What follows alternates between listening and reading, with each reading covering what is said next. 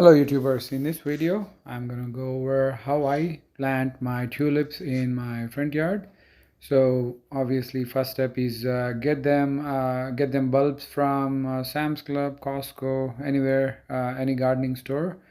They came in a bag conveniently. So as you can see, I've planted them around my front yard trees. Some of those bulbs you can see in the video have already started sprouting.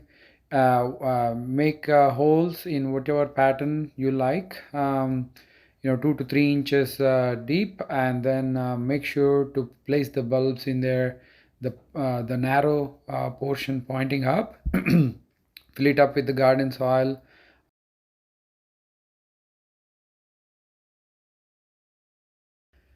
And a couple of weeks later you should see sprouts like so, and some more time later you should see these beautiful flowers pop up in your garden.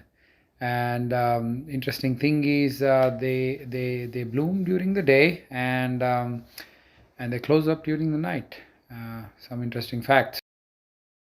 Here we have some more pretty tulips. The orangish red flowers are sprouting, and ultimately they bloom to be these pretty bright colored flowers. If you enjoyed the video, thanks for watching and happy gardening.